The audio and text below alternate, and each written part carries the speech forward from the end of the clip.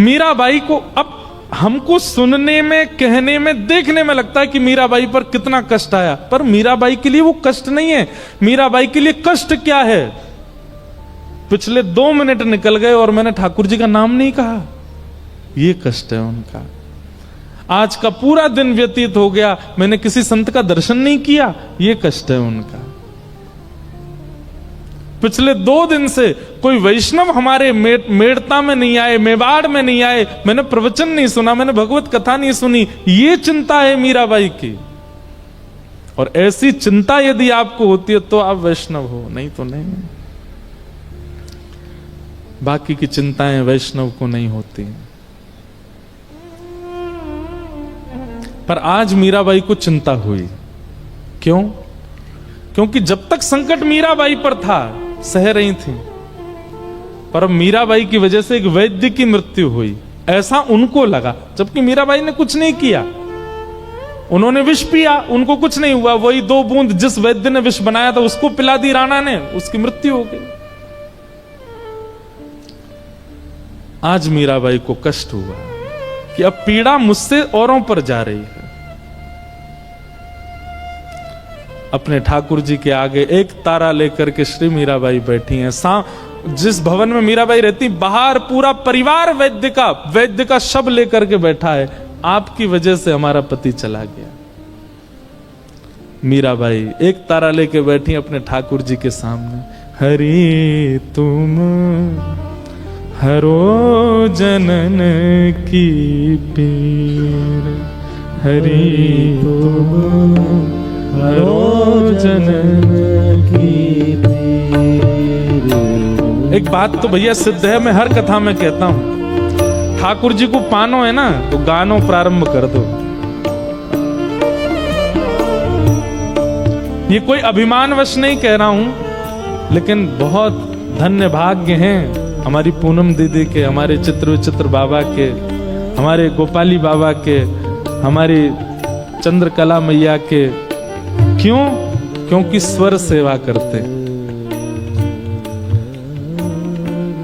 एक बात याद रखिएगा, यहां जो लोग बैठे हैं, जितने श्रोता बैठे हैं, किसी के पास तनिक स्वर भी यदि है तो इस बात को वो प्रमाणित मान ले कि ठाकुर जी ने उसको जन्म से ही ऐसा करके भेजा है कि ये चाहेगा तो अपनी स्वर साधना से मेरी प्राप्ति कर लेगा। बात समझ में आई हमारी? किसी को यदि स्वर दे, अब जो स्वरवान नहीं है वो बुरा नहीं मानना, पर जिनको स्वर दे करके भेजा है ठाकुर जी ने, इसका मतलब यह है कि ठाकुर जी ने आपको पहले से ही ये बात कंफर्म करके भेजी कि अगर आप चाहोगे तो अपनी स्वर साधना से उनको प्राप्त कर सकते हो, मैं इसको मिलूंगा। जिसने भी पाया गा के पाया, और जो पानो चाहवे वाकू गानो पड़ेगो। मीराबाई गाती है, हरि तुम हरो जनन की पीर, हरि तुम हरो जनन की पीर, हरि तुम हरो जनन की पीर, हरि तुम हरो जनन की पीर। द्रौपदी की लाज बचाई तुम, द्रौपदी की लाज बचाई। वाह, क्या गा रहे हो आप लोग हैं? कितना सुंदर स्वर, एक भी बेसुरा लगा। अच्छा, ये भी एक स्वरूप है कि जब सभा में गाते हैं ना, सबका स्वर एक हो जाता है। अकेला व्यक्ति गाता है तो उसके स्वर में कहीं ना कहीं चूक दिखाई देती, पर जब सब साथ गाते हैं तो जैसे गोपियों ने गोपी गीत गाया, और गोपी गीत विश्राम पर श्री शुकाचार्य जी कहते हैं, रुरुदु स्वस्वरम राजन कृष्ण दर्शन लालसा। बहुत ध्यान से सुनिएगा, कृष्ण दर्शन लालसा यदि चित्त में है तो रुदन भी स्वर में होगा। कृष्ण दर्शन लालसा यदि चित्त में है तो रुदन भी स्वर में होगा। आप सब कृष्ण दर्शन लालसा में बैठे हो, इसलिए आप सबके स्वर एक हो गए। तुम द्रौपदी की लाज राखी,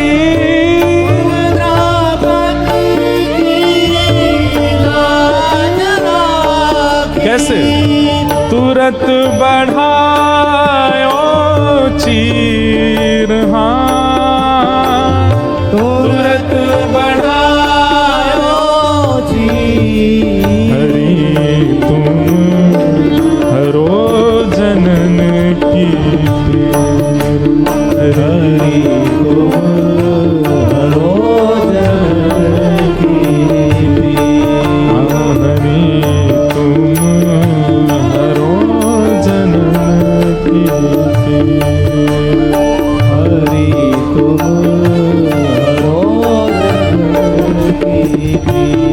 भगतन कारण धार्यो नर हरि, भगतन कारण धार्यो नर हरि, भगतन कारण आप ही धार्यो, भगतन कारण आप ही धार्यो, नर हरि शेष शरीर, नर हरि शेष शरीर, हे हिरण्यकश्यप मार गिरायो, हिरण्यकश्यप मार गिरायो, हिरण्यकश्यप मार गिरायो, हिरण्यकश्यप मार गिरायो, धार्यो नाही धीर, धार्यो नाही धीर, हरि तुम हरो जनन की पीर, हरि तुम हरो जनन की पीर, हरि तुम हरो जनन की पीर, हरि तुम हरो जनन की पीर। बूढ़त गजपति राख लियो तुम, बूढ़त गजपति राख लियो तुम, कियो बाहर लेनीर, कियो बाहर लेनीर, हे दासी मीरा लाल गिरधर, दासी मीरा लाल गिरधर, दासी मीरा लाल गिरधर, दासी मीरा लाल गिरधर, चरण कमल पर शीश, चरण कमल पर शीश, हरि तुम हरो जनन की पीर, हरि तुम हरो जनन की पीर, हरि तुम हरो जनन की पीर, हरि तुम हरो जनन की पीर। मीराबाई गा रही हैं, हरि तुम हरो जनन की पीर।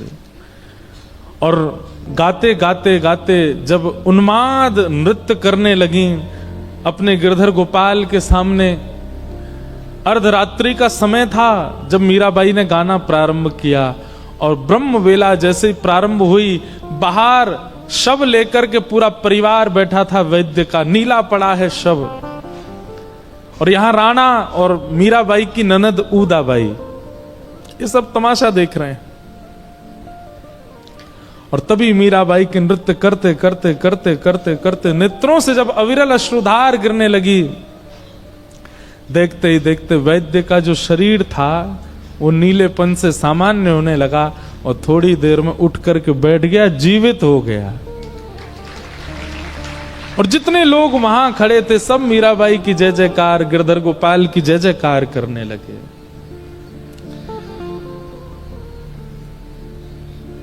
उदाबाई का मन परिवर्तित हुआ। मीराबाई की ननद थी उदाबाई। प्रसंग में आता है कि जब मीराबाई विवाह करके आई थी भोजराज जी के साथ, तो गृह प्रवेश के समय ननद द्वार रोकती है और रोक करके नेक मांगती है। अब राजघराने की बेटी अगर नेक मांगेगी तो भाई 16, 17, 20 लाख रुपए के तो कुछ हार दो तो भी तो नेक है। द्वार रोक दिया मीराबाई का, तो मीराबाई बोली क्या करना है? बोले भाभी पहली बार गृह प्रवेश कर रही हो, पहला चरण अंदर रखोगी, उससे पहले नेक दो।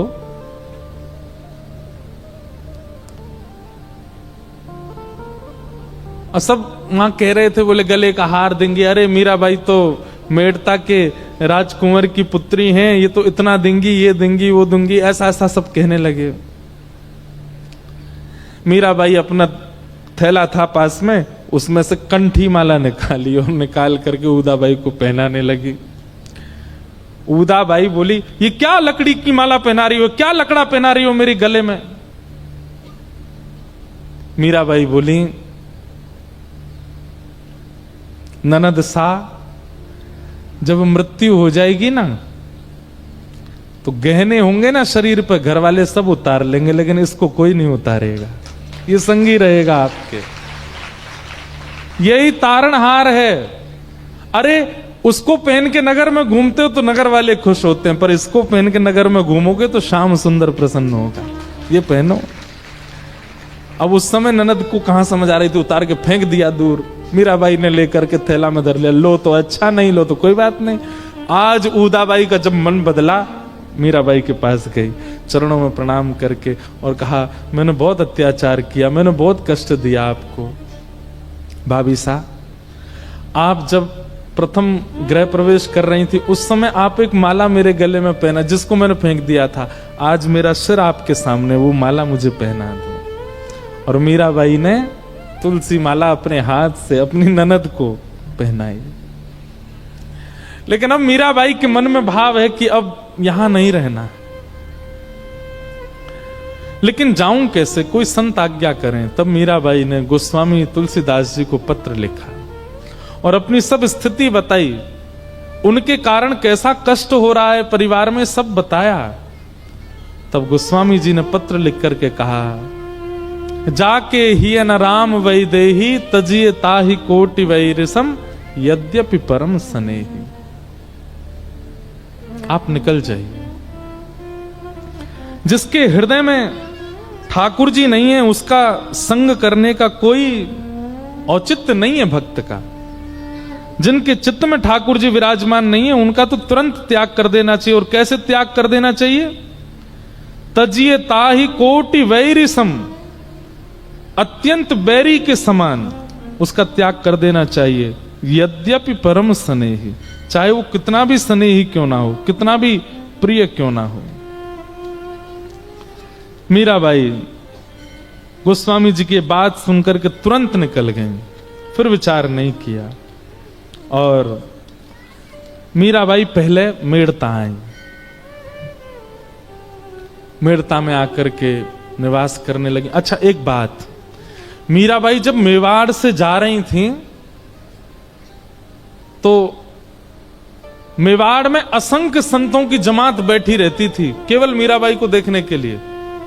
एक प्रसंग ऐसे भी आता है कि जब भोजराज राजा थे तो वो संतों के पास रूप बदल करके जाते और पूछते, आप लोग मेवाड़ में क्या देखने आते हो? मीरा में आपको क्या दिखता है? वो सुंदर है, उसके नेत्र अच्छे हैं, उसका हाथ का प्रसाद अच्छा लगता है। आप इतनी संख्या में मेवाड़ क्यों आते हो? यहां ठाकुर जी तो विराज नहीं रहे। तो संत महात्मा कहते, भैया क्या बताएं, बद्रीनाथ जाके गंगा स्नान करके यमुना स्नान करके भी जो भक्ति हमारे चित्त में प्रकट नहीं होती, वो मीराबाई की एक झलक देख के हो जाती है। मीराबाई की एक झलक दिख जाती है ना हमको, वो चलती फिरती उनकी छाया भी दिख जाती है, हमारे चित्त में ऐसा कृष्ण प्रेम प्रकट होता है। बंधुओं, कई बार अपनी भक्ति का प्रैक्टिकल किया करो कि कैसी हमारा भजन नाम जप ये लग रहा है कि नहीं लग रहा। सभा में जाके देखो, अगर आपकी सभा में उपस्थिति, अब देखो ये सभा तो अनुकूल है, यहां तो सब भक्त ही बैठे हैं, यहां आओगे तो आपको देख के सब खड़े ही हो जाएंगे, आपको देख करके सब प्रसन्न ही होंगे, हमारे आते सब जय जय श्री कृष्ण कहने लग जाएंगे। प्रतिकूल सभाओं में जाके देखो, उपहास होगा आपका, आपके प्रति कुदृष्टि रखी जाएगी। लेकिन इतने में भी उस प्रतिकूल सभा में किसी का हृदय यदि परिवर्तित होता सा दिख जाए, कोई इतनी भी लाज रखे कि कोई पी रहा हो और आपका भेष स्वरूप देख करके वो एकांत में ही चला जाए, उसको ये लज्जा होने लगे कि इनके सामने कैसे, समझ जाना आपका भजन अब लग रहा है। अरे कितनी बार ऐसा होता है, फ्लाइट में हमारे बगल में बैठा व्यक्ति कुछ खा पी रहा हो, अब तो सब पहचान जाते हैं तो ठीक ठाक रहता माहौल, पहले खाने पीने वाले व्यक्ति बैठते। अभी भी मैं विदेश यात्रा पर था तो वहां पे विदेश से विदेश में कहीं जा रहा था, मेरे बगल में गोरा बैठा था। लाल जी हमारे जो हैं वो गले में बैठ के रहते हैं, और ज्यादा ही महक बुरी सी आने लगती है तो फिर ऐसे ठाकुर जी को ढक लेते हैं। थोड़ी देर बैठे बैठे कुछ ठाकुर जी की लीला चिंतन कर लेंगे, थोड़ा न सुना देंगे, पद पद कुछ लिख लेंगे। तो बगल में बैठा व्यक्ति अब जैसे एयर होस्टेस आई पूछने के लिए वेज नॉन वेज, अब वो तो नॉन वेज ही खाते हैं, वहां तो वेज पूछते ही नहीं है, विदेशों में वेज तो पूछते ही नहीं है, वहां तो परोसा ही वही जाता है। तो जब एयर होस्टेस आई तो वो मुझसे उसने कहा उससे, बोले 1 मिनट में पूछूं। तो फिर उसने मुझसे पूछा, आपको कंफर्टेबल होगा मैं खाऊं? मैंने पूछा क्या खाओगे? फिर उसने बताया कि, तो मैंने कहा अगर सीट अवेलेबल हो तो मैं वहां चला। तो बोले नहीं आप बैठे रहो मैं जा रहा हूं। सीट बदल करके उसने कुछ और पाया और वो फ्लाइट लैंड होने तक आया ही नहीं मेरे पास। इस बात से हमको ये लगी कि नहीं, लाल जी नेक तो खुश हैं सेवा से कि एक विपरीत भोजन आदि सेवन करने वाले व्यक्ति को संकोच हुआ पाने से पहले कि इनके सामने पाऊं कि नहीं। कभी प्रतिकूल परिस्थिति में जाइए, और विशेष रूप से हम मंच पर रहने वाले लोगों को तो ये करना ही चाहिए। हम लोग क्या हमेशा अनुकूल परिस्थिति में ही जाते हैं, जहां सब लोग जानते हैं, सब लोग पूछते हैं, सब लोग वंदन करते हैं, सब लोग जय जयकार करते हैं। कभी कभी प्रतिकूल परिस्थिति में जाकर के अपने भजन के पैरामीटर को नाप के आया कीजिए कितना है। एक को भी लज्जा नहीं हुई है, सब जो खा रहे हैं, जो पी रहे हैं, जो कर रहे हैं उसी में ही व्यस्त हैं। अरे चलो आप किसी मॉल में मत जाओ, पब में मत जाओ, गंदी जगह मत जाओ, ब्याह में ही चले जाओ। किसी का ब्याह चल रहा हो, ब्याह में भी तो कुछ लोग होते हैं जो विपरीत क्रिया कर रहे होते हैं, नाच रहे होते हैं, बैंड बाजे बज रहे हैं, धुआंधार उल्टे सीधे गानों पर। लेकिन आपकी वैष्णव स्थिति उनके चित्त को थोड़ी देर के लिए लज्जित यदि करती है, थोड़ी देर के लिए उनको ऐसा था अभी ये खड़े हैं, अभी तो नहीं नाचूंगा मैं, समझ जाओ कि आपका भजन फल देता है। आपका भजन किसी अन्य को दूषित कार्य करने से थोड़ी देर के लिए सही रोक तो रहा है, लेकिन केवल आडंबर होगा हमारे अंदर तो फिर जो जैसा है वैसा ही रहेगा, उसमें कोई परिवर्तन आने वाला है नहीं। मीराबाई की उपस्थिति, मीराबाई का दर्शन, अरे कथा सुनिए नरवाहन की। जो नरवाहन पूरे ब्रजमंडल में हाहाकार मचा रखा था जिसने, उसको पता चला कि श्री राधा वल्लभ लाल को लेकर के हितरवंश महाप्रभु पधारे हैं, और पता चला है कि खूब सारे सोने चांदी हीरे जवाहरात गहनों से लबालब संदूकें भर भर के लाए हैं। किसी ने हितवंश महाप्रभु से कहा, बोले महाराज आप वृंदावन आ तो गए हो, इतनी धन संपत्ति लेके आ तो गए हो, अपने ठाकुर जी को लेके आ तो गए हो, लेकिन इस पूरे वृंदावन क्षेत्र में, वृंदावन में पहले कोई रहता तो नहीं था, वो वन था, और दिल्ली से आगरा यमुना जी के मार्ग से बड़े बड़े जहाज जाया करते थे। पहले यमुना जी खूब विशाल थी, खूब गहरा जल था, बड़े बड़े जहाज चलते थे व्यापारियों के। तो वृंदावन में नरवाहन रहता था, जो कि अपनी समस्त मंडली के साथ उन जहाजों को लूटता था। उसका इतना खौफ था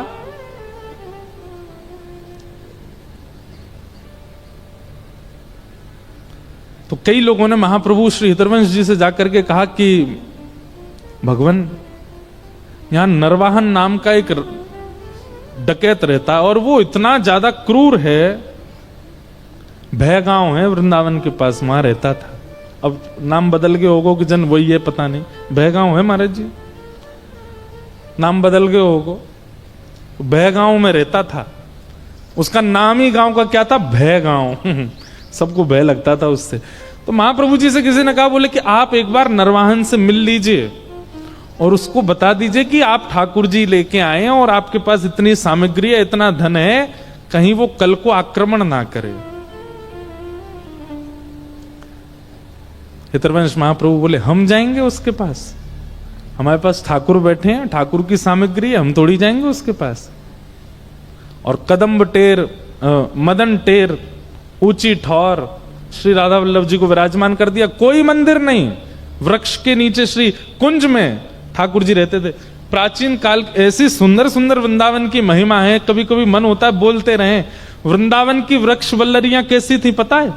जैसे ही ठाकुर जी विराजमान कर दिए, अपने आप कुंज निकुंज ऐसे आड़ बना लेती ताकि ठाकुर जी के ऊपर धूप ना आवे, जल की बिंदु ना गिरे। मतलब अपने आप ही बेल सचल हो जाती थी, क्योंकि वृंदावन के वृक्ष साधु संत ही हैं, सब गोपी जन ही हैं, ये तो सब मानते ही हैं। पर अब नहीं होता ऐसा।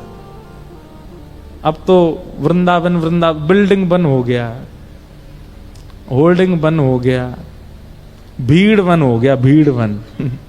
कौन सा वन? भीड़ वन।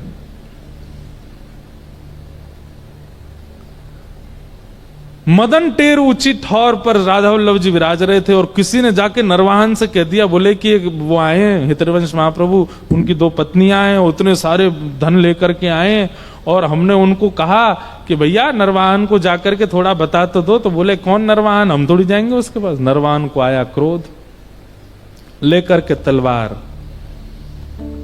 और जा रहा है। जैसे ही पहुंचा तो प्रातः काल का समय था, श्री राधा वल्लभ जी का श्रृंगार करके श्री हितवंश महाप्रभु सन्मुख बैठे हैं, रूप माधुरी का दर्शन कर रहे हैं। बसो मोरे नैनन में दो चंद, गा रहे हैं। और तभी वहां नरवाहन का आना हुआ।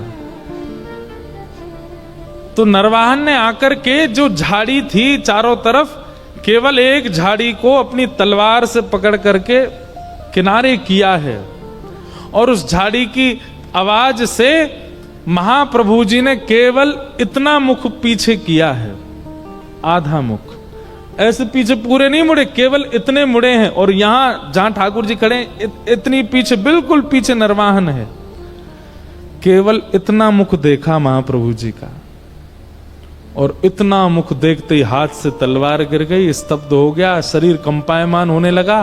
पहले तो महाप्रभु जी को देखा, फिर सामने खड़े श्री राधा वल्लभ जी को देखा।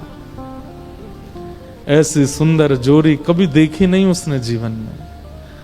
घुटनों के बल, अभी कुछ कहा तक नहीं है महाप्रभु जी ने, उठे तक नहीं है, बोले तक नहीं है, पूरा पूरा देखा भी नहीं है उसको, केवल आधा मुख देखने मात्र से नरवाहन की स्थिति ऐसी होगी, रोने लगा और दौड़ करके नीचे आया और आकर के एक कक्ष में जाकर के केवल रोने लगा। किसी से नाम पूछा, ये कौन है? बोले ये महाप्रभु श्री हितरवंश महाप्रभु, और ये कौन है? ये श्री राधा वल्लभ हैं। बस वहीं बैठा बैठा प्राण राधा वल्लभ जीवन हरिवंश, प्राण राधा वल्लभ जीवन हरिवंश, प्राण राधा वल्लभ जीवन हरिवंश, रोने लगा।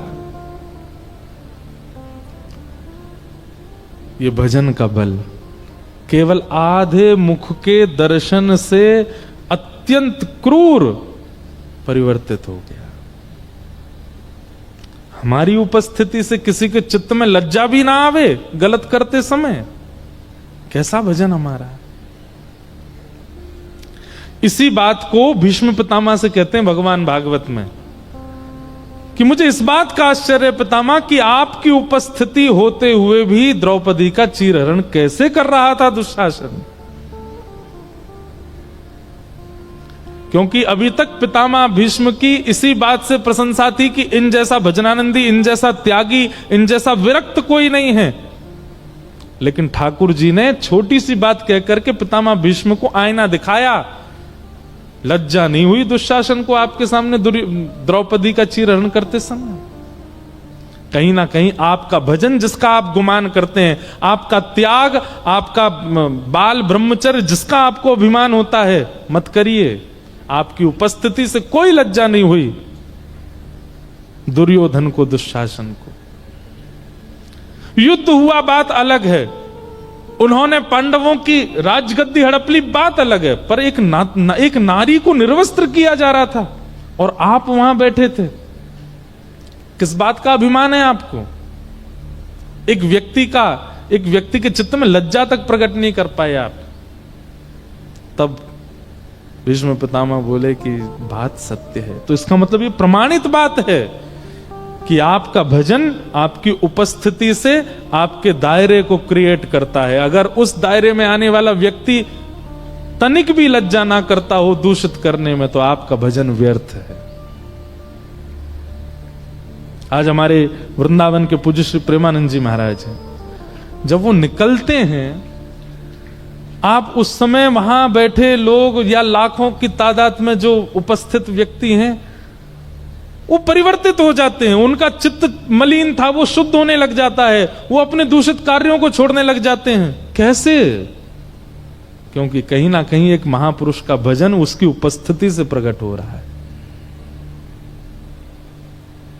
तो जितने वैष्णव यहां बैठे हैं, कभी कभी पैरामीटर नाप के तो आओ, अपना कहीं विपरीत जगह जाकर के देख के तो आओ आपका भजन कैसा चल रहा है आजकल। लेकिन हां, एक बात का ध्यान रखना, कहीं आपकी उपस्थिति से अगर सामने वाला लज्जा में आ जाए, थोड़ा अपने कार्य को छोड़ दे या थोड़ा संकोच में आ जाए, तो अभिमान मत कर बैठना अपने भजन का। बोले कृपा मानना ठाकुर जी की, उनकी कृपा है। मीराबाई मेड़ता आ गई। क्यों? प्रतीक्षा कर रही हैं कि वृंदावन बुलाएगा तो जाऊंगी।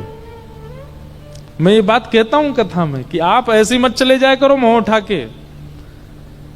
भाई, जब हम सामान्य संसार में भी किसी के यहां ऐसे ही नहीं चले जाते, प्रतीक्षा करते, थोड़ा तो मान रहता है कि बुलावे तो जामे। वृंदावन की भी प्रतीक्षा करो कि बुलावे, और वृंदावन जब बुलावेगा उसके 3 प्रमाण तो हम दे चुके हैं पहले। पहला, स्वप्न में दर्शन।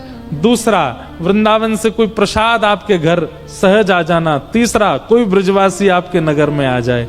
ये 3 प्रमाण है कि वृंदावन बुला रहा है। और चौथा सुनो, जैसे जल बिन मछली तड़पती है ना, ऐसी स्थिति हो जाए, भोजन ना सुहाए।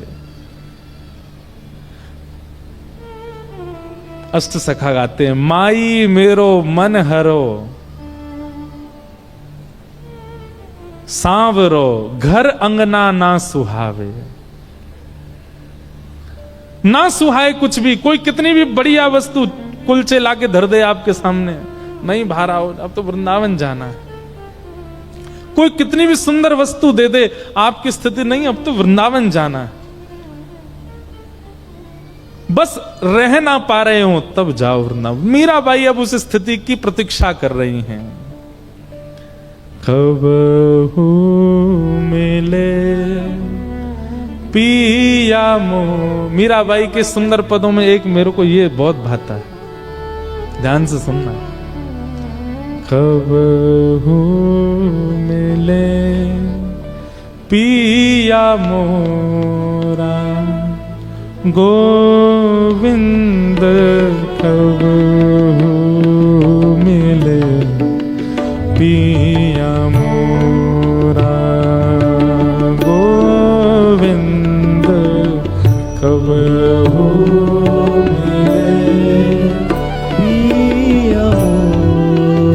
सब लोग गाओ।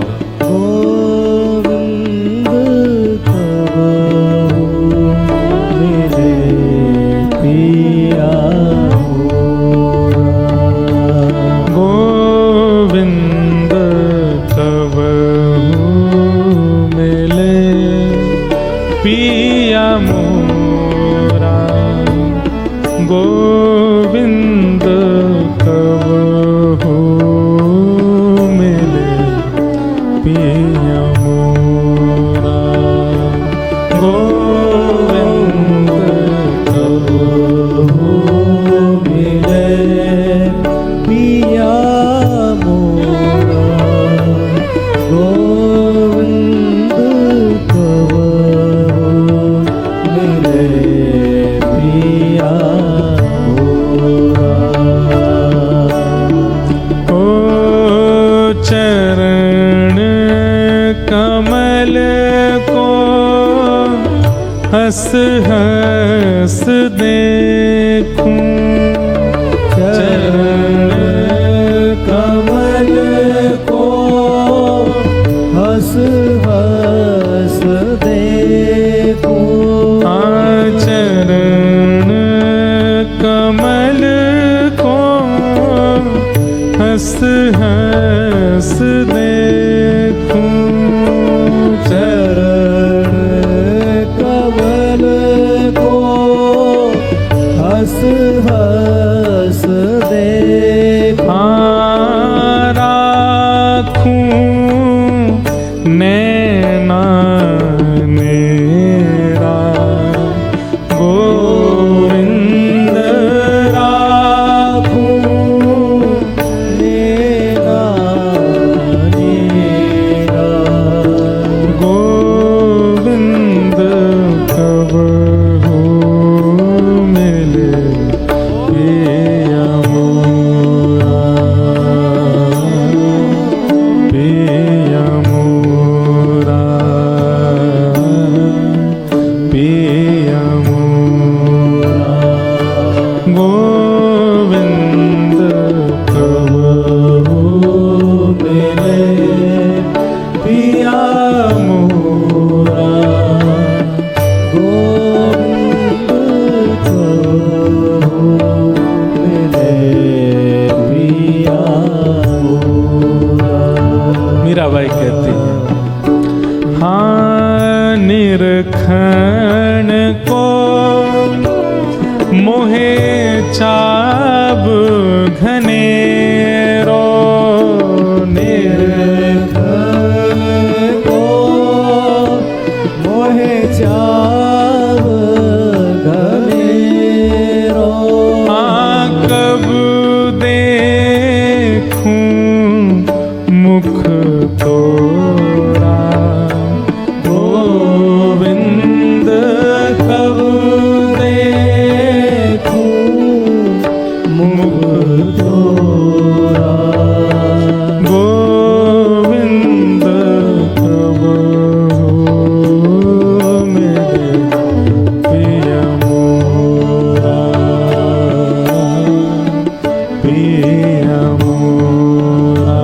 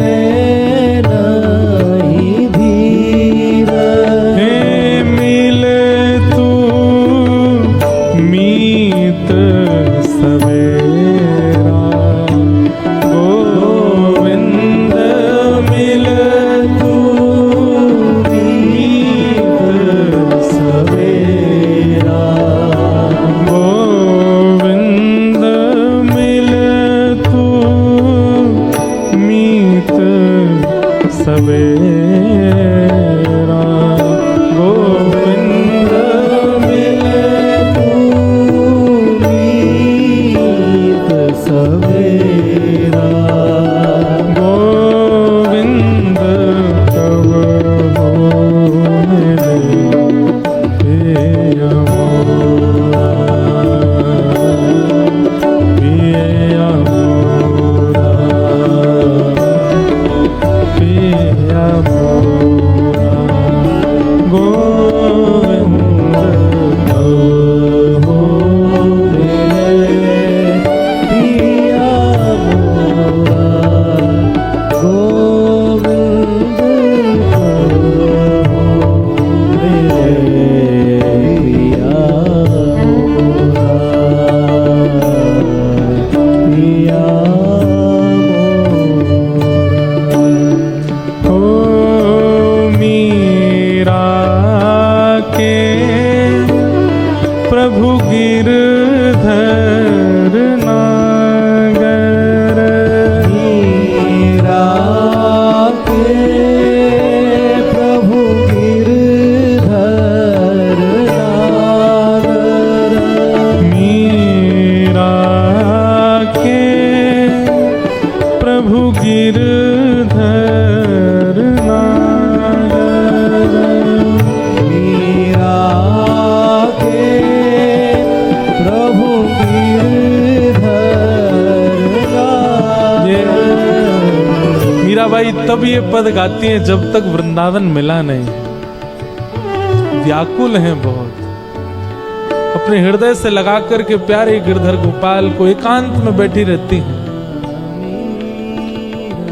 कई लोग उनको विधवा के रूप में देखते हैं, कई लोग उनको विक्षिप्त के रूप में देखते हैं।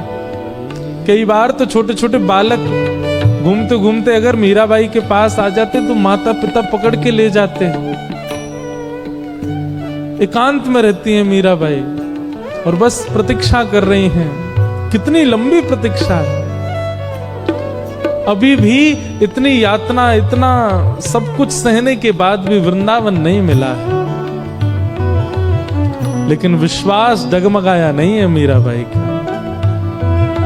मीरा के प्रभु गिरधर नागर मीरा के प्रभु गिरधर नागर मीरा के प्रभु गिरधर नागर मीरा के प्रभु गिरधर नागर हे ताप तपन बहु तोरा गोविंद ताप तपन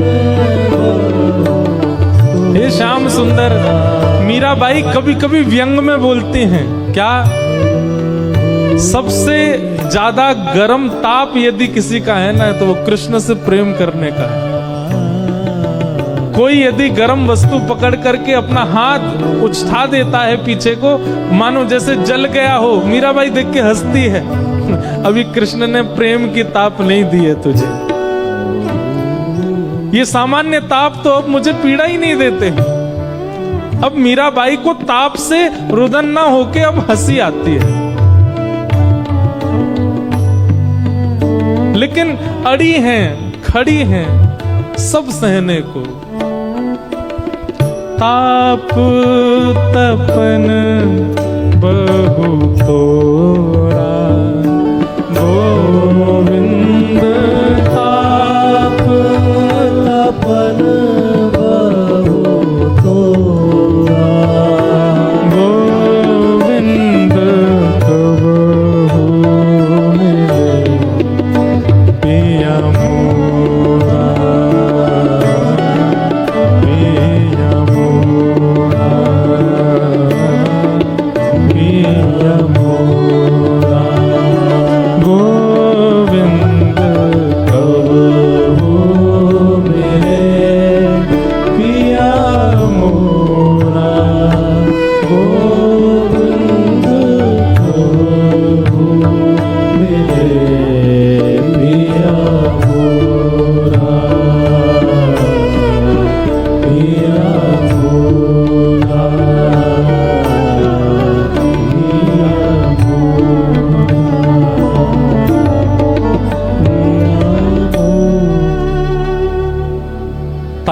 तपन बहु तोरा। ठाकुर जी कितना ताप देते हैं। व्याकुल प्राण धरत नहीं धीरज, अब प्राण रुक नहीं पा रहे हैं। और वही समय आया जब मीराबाई वृंदावन को गई हैं।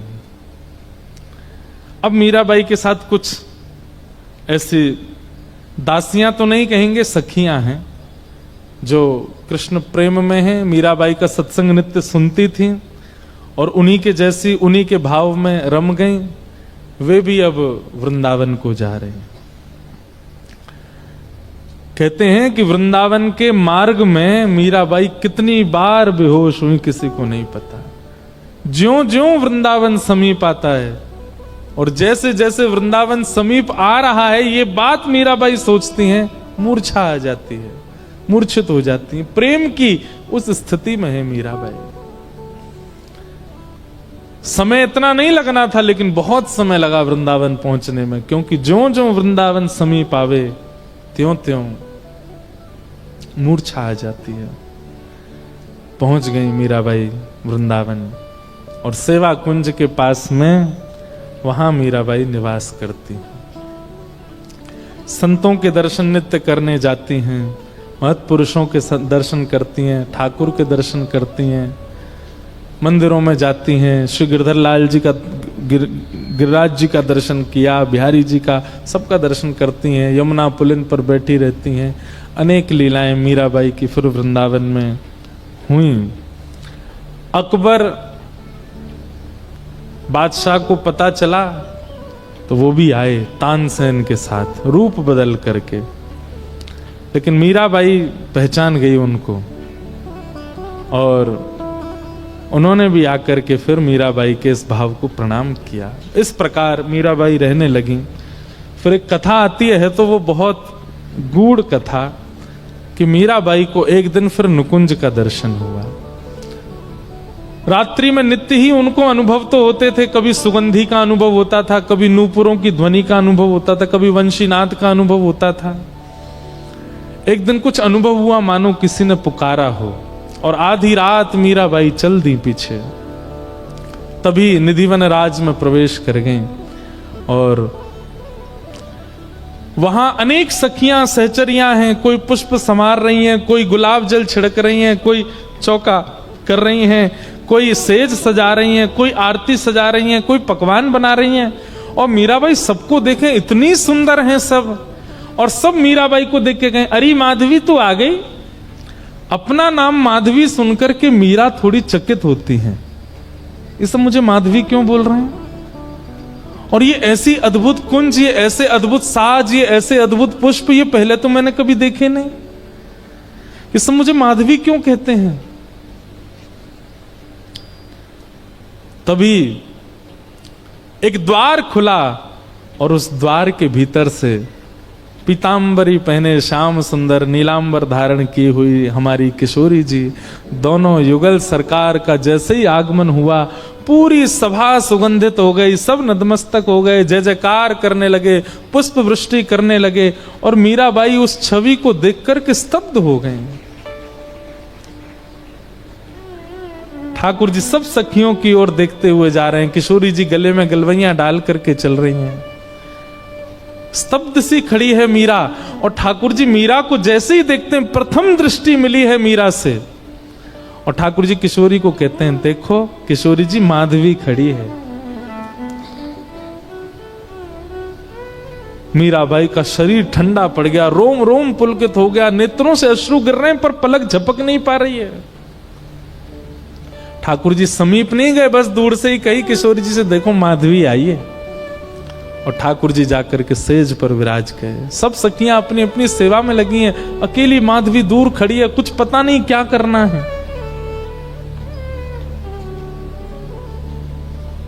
ठाकुर जी ने माधवी की ओर देखा, और ज्यों ज्यों ठाकुर जी नयन भर के देखते हैं मीरा को, त्यों त्यों मानो जैसे प्राण निकलने को होते हैं। भगवान ने आज्ञा की, हे ललिते, हे विशाखे, आप जाओ, जाकर के इनको अनुभव कराओ। और दोनों गईं और जाकर के जैसे ही मीराबाई को बिठाया, नेत्र बंद हो गए मीराबाई की, और संपूर्ण लीला द्वापर युग की माधवी रूप की उनको दिखने लगी। एक गोप कन्या माधवी जिसका ब्याह श्री दामा से हुआ, ठाकुर जी मुख देखने के लिए आए, सब लीला देख रही है वहीं बैठ करके निकुंज में। और आज मीराबाई को स्पष्ट हुआ कि ये इतना प्रेम जो मेरे चित्त में संदिग्ध था, इसका कारण क्या है। और यहां तक की लीला, जब तक ठाकुर जी ने गिरिराज जी धारण किए तब तक की लीला, संपूर्ण दर्शन जब माधवी को हुआ, नेत्र खुले तो आंखें लाल हैं, नेत्रों से अश्रु गिर रहे हैं, लिपट गई ठाकुर जी के चरणों से। मिल बिछुरण मत दीजिए, अब मिल गए हो आप, अब आप मुझे दूर मत कीजिएगा।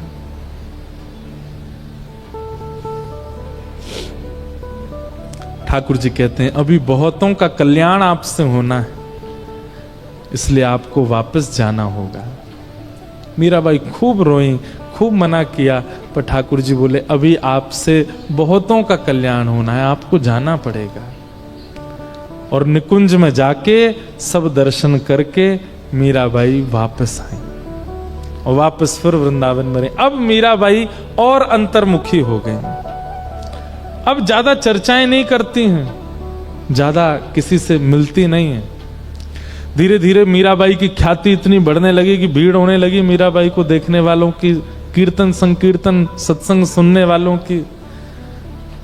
मीराबाई को एक संत ने आकर के आज्ञा दी कि अब आप ऐसे स्थान पर जाओ जहां ख्याति से थोड़ा बच सको। और मीराबाई आती जाती तो रहती थी तीर्थों में, ब्रजमंडल में, पर अब द्वारिका निकल गई। आहा, मीराबाई द्वारिका गई। और कैसे गई, चरित्र में आता है कि जितनी उनकी सहचरी थी जो साथ ही रहती थी, मीराबाई के प्राण लालजी में और उनके प्राण मीरा में, उन सबको छोड़ के चली गई अर्धरात्रि में और द्वारिका पहुंची।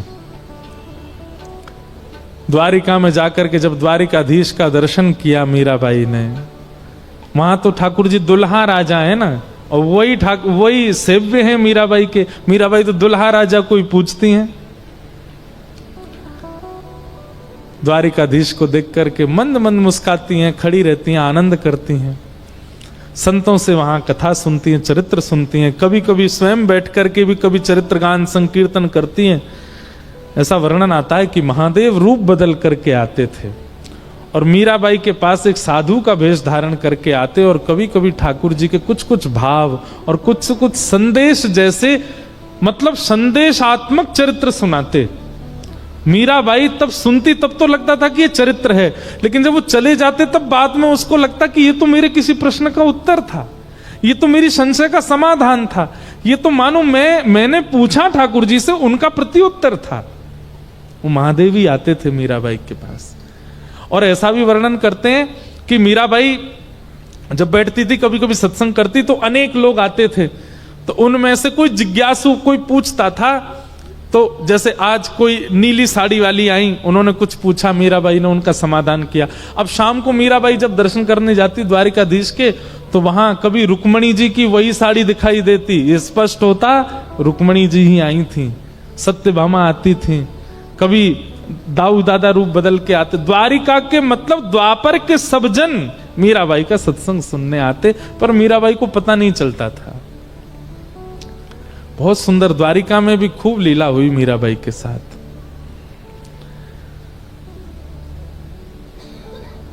अब मीराबाई बस प्रतीक्षा कर रही हैं उस दिवस का जिस दिन ठाकुर जी मिल जाएं, और वो दिन ज्यादा दूर नहीं है। लेकिन यहां मेवाड़ में अकाल पड़ गया, पूरे मेवाड़ में भुखमरी होने लगी। खूब प्रयास किए राणा ने, लेकिन पता नहीं चला कि भाई इसका कारण क्या है। तब एक साधु ने जाकर के कहा, ये वैष्णव अपराध लगा है मेवाड़ को, भक्तिमती मीरा का इतना अपमान किया है तुम लोगों ने, इसलिए तुम्हारे इस राज्य की ये दशा हो रही है। इसको सुधारना चाहते हो तो एक ही उपाय है, पुनः मीराबाई के चरण मेवाड़ आएंगे तो ही मेवाड़ समृद्ध होगा। ब्राह्मणों को भेज दिया द्वारिका। पता करा कहाँ है मीराबाई, तो द्वारिका में है, तो वहां पर ब्राह्मणों को भेज दिया, बड़े बड़े श्रेष्ठ जनों को भेज दिया, जाओ याचना करके हाथ जोड़ करके जैसे कहेंगी मीराबाई वैसी हम सेवा करेंगे, उनको मेवाड़ ले आओ वापस। वस्तु का मूल्य हम तब नहीं समझते जब वो समीप होती है, वो दूर हो जाती है तो फिर उसका मूल्य पता चलता है। मेवाड़ की स्थिति ऐसी हो गई कि अब इन लोगों को मूल्य समझ आने लगा मीराबाई का, पर मीराबाई तो बहुत आगे निकल चुकी हैं। कुछ ब्राह्मणों का आगमन हुआ, मीराबाई ने सबको प्रणाम किया, कहां से पधारे, तो सब मेवाड़ी भाषा में बात करने लगे। तो मीराबाई समझ गए मैं क्या सेवा करूं। बोले हम आपको ले जाने आए हैं। बोले कहां? बोले मेवाड़। मेवाड़ का नाम सुनते ही नेत्र बंद हो गए, सब घूमने लगा मीराबाई के चित्त में।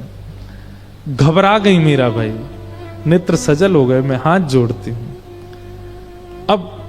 अब मैं थक चुकी हूं, अब मैं हार जाऊंगी, अब ये मत कीजिए आप। बोले आपको अपनी चिंता है, मेवाड़ की चिंता नहीं है। मीराबाई मानो क्रोध में बोल पड़ी हूं, हां अब मुझे मेरी चिंता है, अब तक नहीं थी पर अब है, अब नहीं जाऊंगी। मैं ठाकुर जी से प्रार्थना कर दूंगी, मैं खूब संतों से निवेदन कर दूंगी, सब मेवाड़ जाएं, पर मैं अब वापस नहीं जाऊंगी।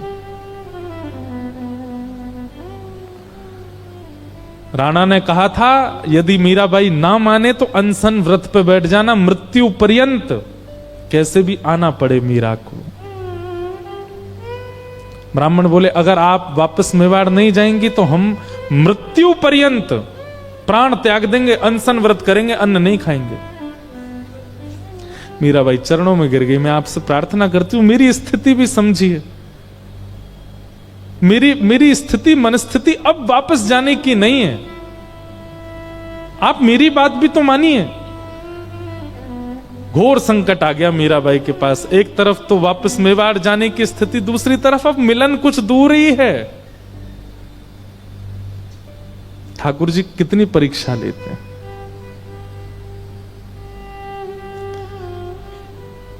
किसी ने जाकर के मीराबाई को कहा कि भाई साहब जल्दी चलिए, समुद्र के तट पर अन्न जल त्याग करके ब्राह्मण 3 दिन से बैठे हैं और धीमे धीमे उनको मूर्छा आ रही है, कहीं ये ब्रह्म हत्या का कलंक द्वारिका को ना लग जाए।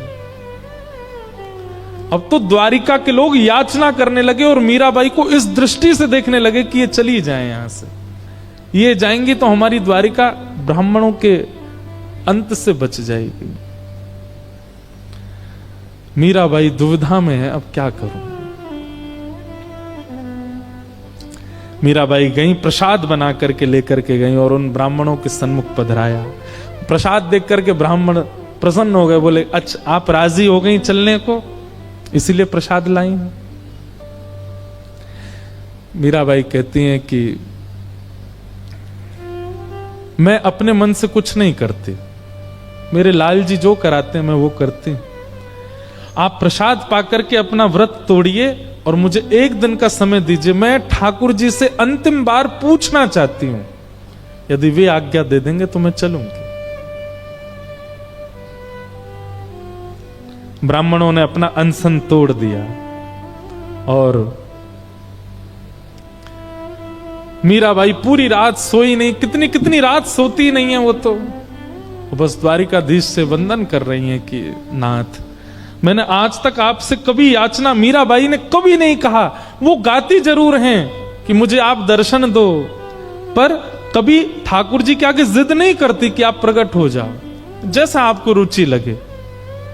लेकिन आज मानो हल्की सी जिद है मीरा के पुकार में।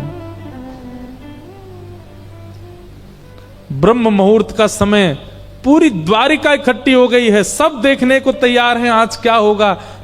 कई लोग चाहते हैं कि मीराबाई द्वारिका से जाए ना, और कई लोग चाहते हैं कि ब्राह्मण अपना प्राण त्यागें, इससे अच्छा तो ये चली जाएं। सुबह सुबह मीराबाई द्वारिकाधीश के मंदिर पहुंची, मंगला आरती हो रही है ठाकुर जी की, और मीराबाई सामने खड़ी है, देख रही हैं ठाकुर जी को।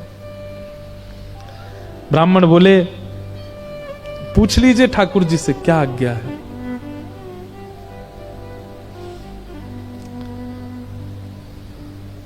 मीराबाई गाती हैं अपने जीवन का अंतिम पद ठाकुर जी के आगे। साजन ज्यों जानो सुध लीजो, साजन ज्यों जानो सुध लीजो। तुम बिन मोरे और न कोई, तुम बिन मोरे और न कोई। क्रिया राबरी की जय, राबरी की जय। साजन। मीराबाई या तो अपने पद में सांवरिया शब्द कहती है, या तो अलग अलग नामों से पुकारती है, पर आज द्वारिकाधीश को साजन कह रही है। साजन माने पति। साजन ज्यों जानो सुध लीजे, साजन ज्यों जानो। आपको जैसे लगे मेरी सुध एक बार ले लीजिए, आपके बिना मेरा कोई नहीं है। आप मेरी सुध ले लीजिए, एक बार पूछ लीजिए, एक बार देख लीजिए मेरी ओर। दिन नहीं भूख, रैन नहीं निद्रा, दिन नहीं भूख, रैन नहीं निद्रा। यूं तन पल पल छीजे, यूं तन पल पल छीजे। अब संसार में रहने लायक मेरा तन नहीं है। मुझे दिन में भूख नहीं लगती, रात में नींद नहीं आती, लोग मुझे बावली बोलते हैं, लोग मुझे क्या क्या कहते हैं। अब इस संसार के लायक मेरा तन नहीं है नाथ। दिन नहीं भूख, रैन नहीं निद्रा, दिन नहीं भूख, रैन नहीं निद्रा। यूं तन पल पल छीजे,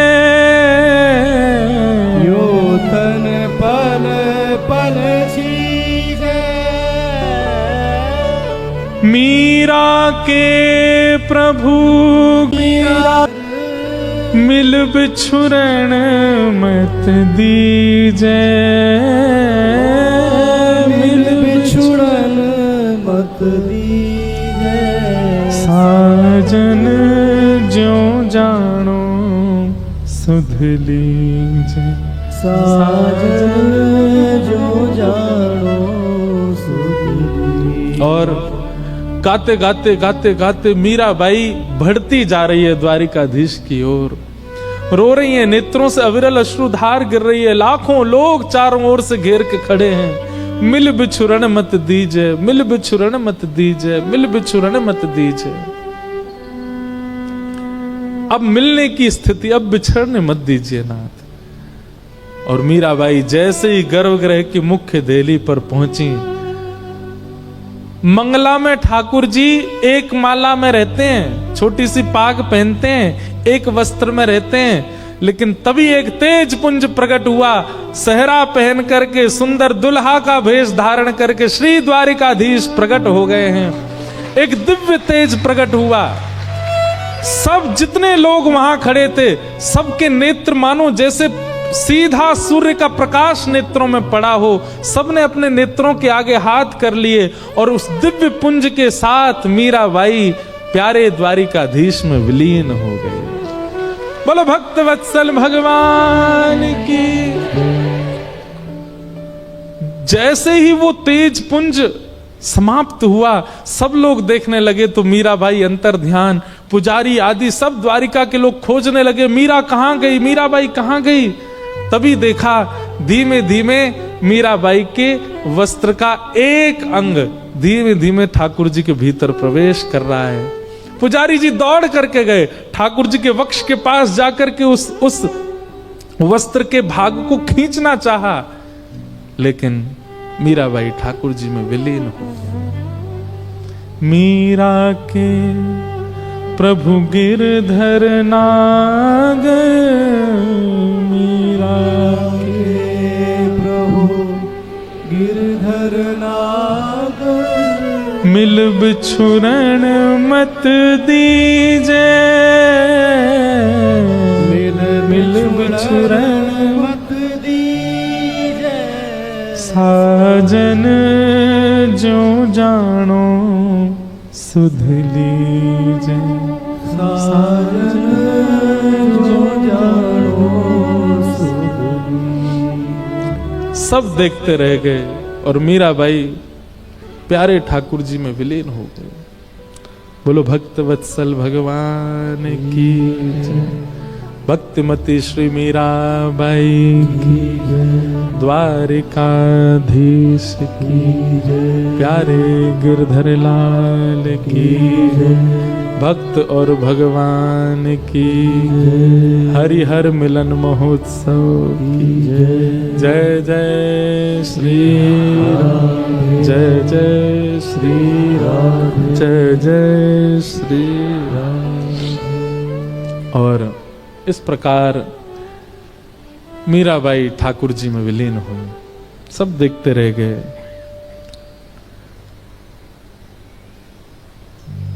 विश्वास जरूरी नहीं है ठाकुर जी सबको ऐसे ही इतना, कई बार ऐसा भी हो सकता है कि आप चरित्र सुनकर के कहीं भयभीत हो गए हो, इतनी परीक्षा कैसे होगी। जरूरी नहीं है, आप तो सोच भी लीजिए तो ही बहुत है, करना तो बहुत दूर की बात है। मीरा जैसा त्याग, मीरा जैसा समर्पण, मीरा जैसा विश्वास, मीरा जैसा सहन। पर आज तक मीराबाई का वह दीप प्रज्वलित है, अनेकों को प्रकाशित कर रहा है। आज भी मीराबाई का चरित्र कहा जाता है तो हम तो अपनी बात कह रहे हैं, हमें लगता ही नहीं कि ये पूर्व की कोई घटना, हमें लगता अभी भी मीराबाई हैं और ये घटना अभी भी चल रही है। हम तो कहते हैं मीराबाई कि इस प्रेम सिंधु की एक बिंदु गिर जाए हमारे ऊपर, उसी से ही कृपा हो जाएगी, उसी से ही अनुग्रह हो जाएगा। ऐसी भक्तिमती मीराबाई को हम बारंबार प्रणाम करते हैं।